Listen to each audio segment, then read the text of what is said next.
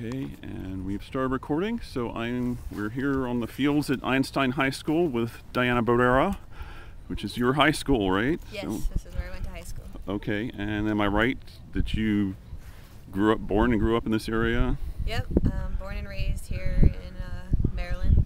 Okay. Well, I'm going to go through your entire life here, soccer-wise mostly, but what sort of youth involvement did you have before you got to Einstein? Gosh, I've started playing soccer since I was 5 years old. I started in the recreational leagues, and eventually I started playing in MSI and then into MSC, the club level, and into WAGs. So I was in WAGs while I was here at high school as well. Okay, so you're doing club and school at the same time, Yes. so which is not all that unusual, I gather, if you're serious about it. Right, yeah. Okay, so Einstein, you were here for 4 years. Any particular memories or what comes back to you? This is your field, right? Yes, it is. Gosh, there's always a ton of memories. I don't know. I think it was a great 4 years. The year that I had, the people that were in my year, they were pretty good players as well. So we had a good 4 years. I'd like to point out the coach. She was a great coach. She's always been behind me 100%. She continues to be the coach right now, so I've had the opportunity to help her out as well. Okay, pretty cool. All right, and then you went off up to New York someplace for school. Yes, I went to the University at Albany in Albany, New York. Okay, what was the appeal of that? It was a Division I school, very competitive. I didn't have the greatest season, but it was in the stage of development. We had changed coaches my sophomore year, and we had a lot of new players. But it's definitely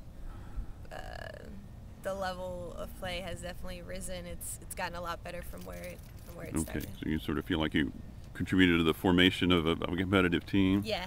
Okay, Yeah. I'm going to scoot over a little bit more here. Okay, well, I guess let's move on to Guatemala now. Your father's from Guatemala. That's your tie originally. Yes. Yeah. So when was the first inkling that you might end up where you are now? It was actually last year. I had the opportunity to play in an international tournament. Me and a couple of girls that I've played soccer with on a couple different teams, we kind of just got together and went down and played in this tournament. In the Guatemalan. It's like an international pickup match or something? Yeah, pretty much. It's something they have every year.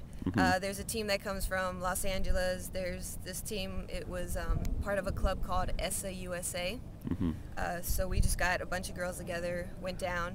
We played against Guatemala, a team from LA, Honduras, and then a couple of Salvadorian local teams. And then that's where the coach saw me.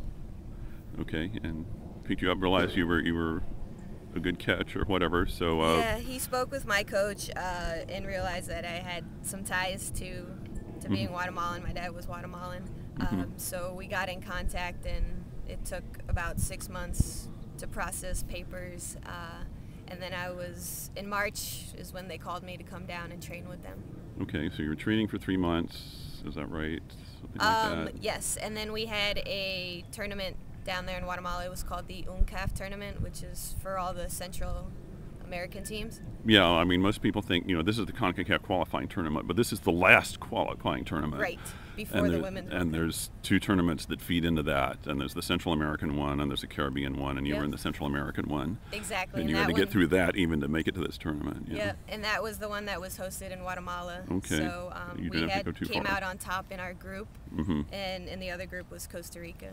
Okay. So, yeah. All right, let me think. But how was it, assimilating with the other players? I mean, obviously you're coming from kind of a different background. Was that ever an issue at times? Or? At first, to be honest with you, it was a little difficult, just because the type of play is a lot different than the type of play here in the United States. So the first couple of weeks were a little shaky. But once I started practicing with them, we practiced almost every day, so I kind of like started to gel with them, and things started to work out. Okay, was language an issue at all? Not really. I understand more Spanish than I speak, but I speak enough that I could communicate with the other girls. Okay. So. How many words of Spanish do you need to know to communicate in soccer-wise? You know? Oh, gosh. I mean, can you get by with like 100 or 200 or something? You could probably get by with less than that. Yeah. Yeah. I mean, soccer is obviously the world's game. Yeah. It's very easy to understand. I mean, there's simple gestures that is... Go there! Yeah. Exactly, that are known worldwide, so it's fairly easy to communicate. Okay. Let's let's talk about the tournament a little bit. You played. I guess it was a very similar one to the one that's finishing up now. Yes. With 2 groups, you have to finish the group, and then I guess there was just a final, right? Yeah. So and you were, if I trust Wikipedia, you were Guatemala's leading scorer with 3 goals. Yes, the last tournament I was. Okay. Yeah. Okay. Well, how was that experience overall? It was great. It was obviously the first time I played internationally, and just to have the opportunity to play, and I don't know, it was just a great feeling. Okay, was that really, I mean, there weren't any friendlies before then, they just threw you straight in? There weren't any friendlies with, we had one friendly with El Salvador, but then the other ones were with a local women's league that they have in Guatemala with a couple of their teams. Okay. And then we jumped right into the tournament. Okay. So. Wasn't a whole lot of lead in, so. Yeah. Okay, all right, well, let's get to the big tournament. If I recall correctly, you started against Haiti to open things up. What was that like? Yeah. In Kansas City?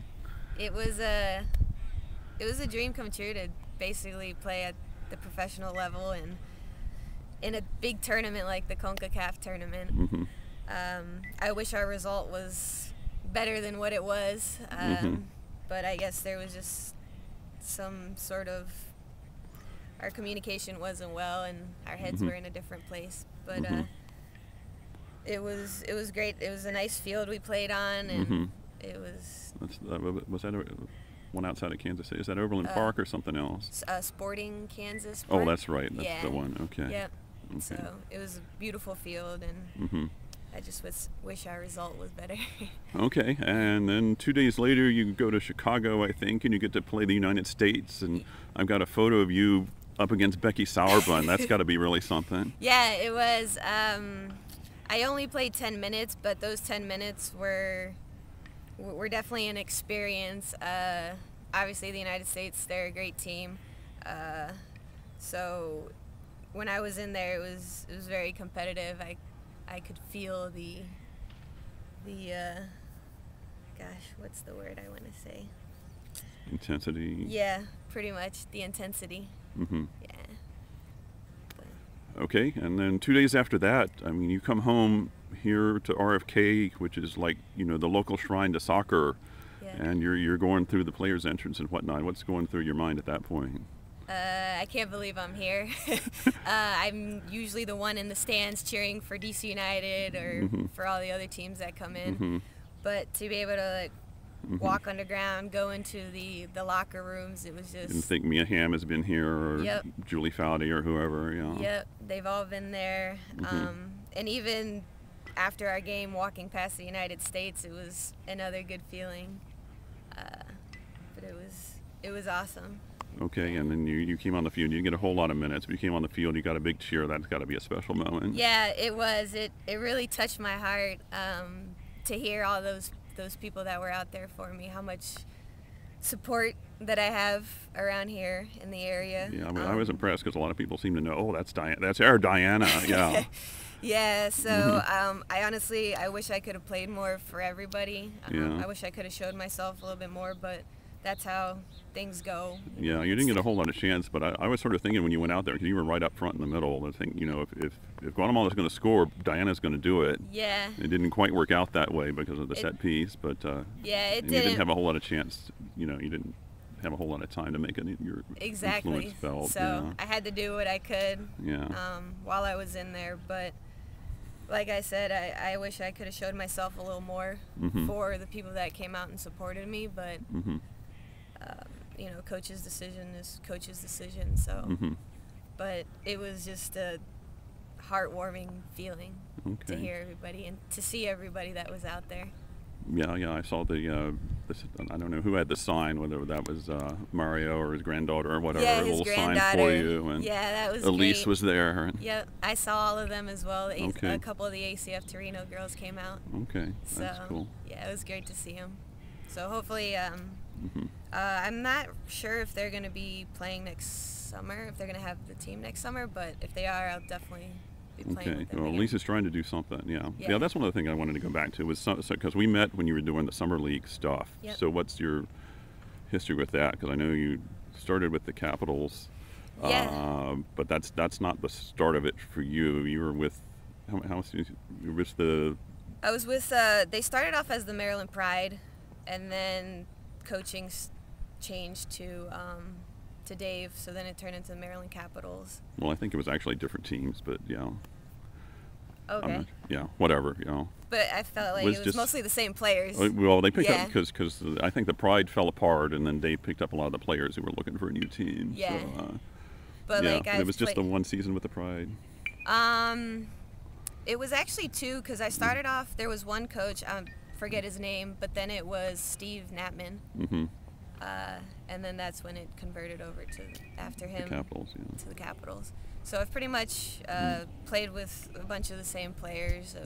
Started off with Annabelle. So I played with her for a couple years. But I've pretty much stayed around here, stayed local.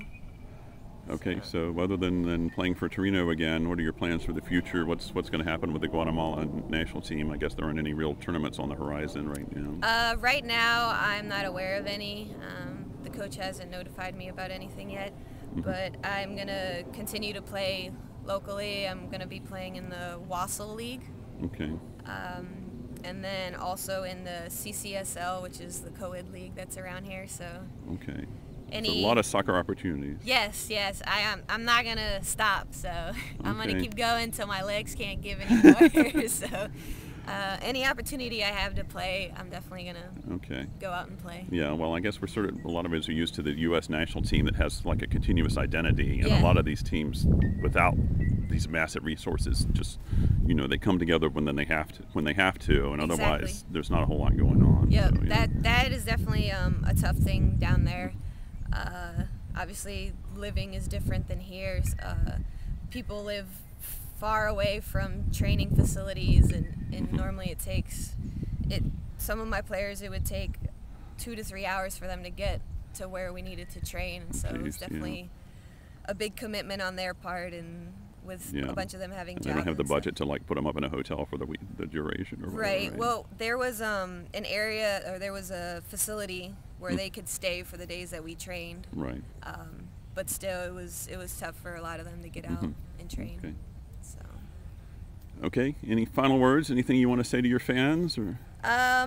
Yeah. Honestly, like, if you love the sport of soccer and you want to continue to play, keep fighting for it. Keep any opportunity you get to play. Take that chance. Believe in yourself, and things can happen if you really put your mind to it. So. Okay. Thank you.